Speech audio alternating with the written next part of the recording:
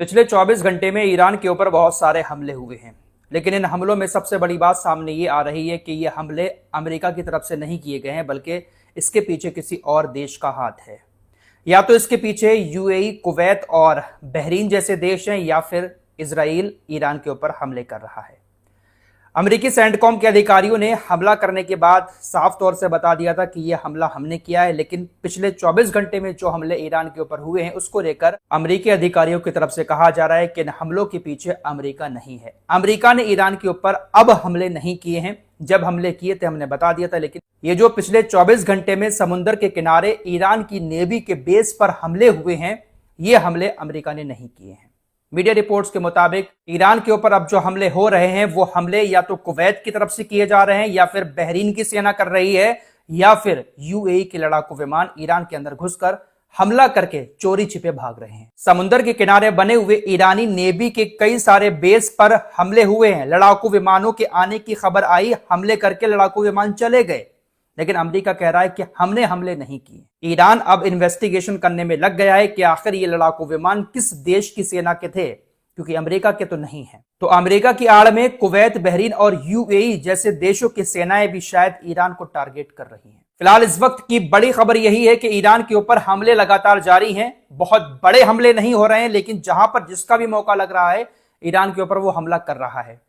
हालांकि 20 शहरों में हमले नहीं हुए हैं जहां पर पहले अमेरिका इजराइल ने किए थे। ये सारे हमले समुद्र के किनारे जो ईरान की नेवी के ठिकाने हैं वहां पर किए जा रहे हैं।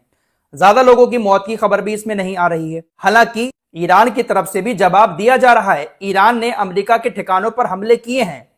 कुवैत, बहरीन और यूएई के अलावा जॉर्डन के अंदर जो अमेरिका का ठिकाना बना हुआ है, जहां पर सबसे ज्यादा अमेरिका के लड़ाकू विमान खड़े हुए हैं, वहां पर भी बहुत सारी मिसाइलों से हमला किया। जॉर्डन की सरकार की तरफ से बताया गया कि हमने तकरीबन 8 बैलिस्टिक मिसाइलों को ईरान की रोका है, जो अमेरिका के ठिकानों को निशाना बनाकर हमारे देश के ऊपर ईरान ने छोड़ी थी।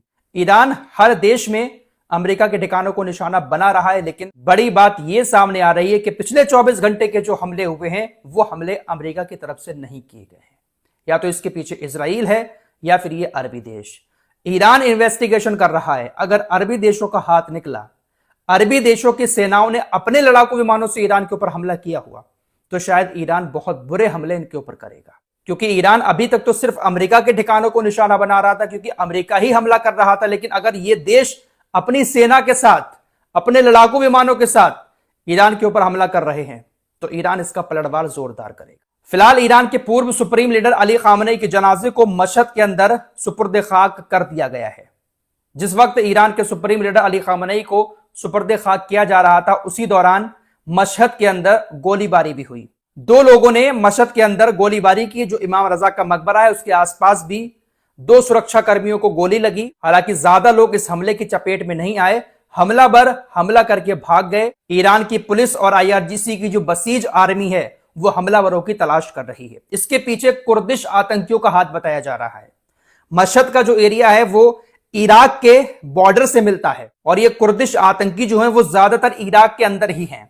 कुर्दिश लोगों के बारे में आपको पहले भी कई बार बता चुका हूं। डोनाल्ड ट्रंप ने कुर्दिश लोगों के साथ मिलकर ईरान पर हमले की पहले भी साजिश रची थी। बहुत सारे कुर्दिश संगठनों को पैसा देने की बात कही, हथियार देने की बात कही, लेकिन कुर्दिश लोगों ने ईरान के हमले के डर से ईरान के अंदर घुसकर हमले नहीं किए थे। लेकिन आज ये जो हमला हुआ है इसके पीछे कुर्दिश लोगों का ही हाथ बताया जा रहा है, जिसकी वजह से ईरान के तकरीबन 100 से ज्यादा कमांडर जो स्पेशल फोर्सेस के हैं जमीनी स्तर पर इराक के उस एरिया में भेज दिए हैं जहां पर बहुत सारे कुर्दिश लोग रहते हैं। ईरान की स्पेशल फोर्सेस जमीनी स्तर पर इराक के अंदर घुसकर ऑपरेशन चलाएगी और कुर्दिश आतंकियों का सफाया करेगी। इस हमले के पीछे किसका हाथ होगा दुनिया अच्छे से जानती है। इजराइल जो चाहता था वो अब होना शुरू हो चुका है। लगातार मैं आपसे कह रहा था कि नेतन्याहू को एक जंग चाहिए है, और नेतन्याहू ने डोनाल्ड ट्रंप का ब्रेन वॉश कर भी दिया।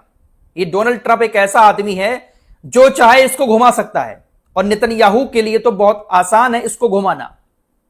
तुर्की के अंदर ये गया था, अभी मैंने आपको बताया था, वहां पर नाटो का एक सम्मेलन था। वहां पर बैठकर इसने कहा कि इजराइल की खुफिया एजेंसियों ने ऐसी जानकारी निकाली है कि ईरान डोनाल्ड ट्रंप को मारना चाहता है। इजराइल ने अमेरिका के साथ यह जानकारी शेयर की कि हमारी खुफिया एजेंसियों ने, हमारी मोसाद ने ऐसी खुफिया जानकारी निकाली है कि ईरान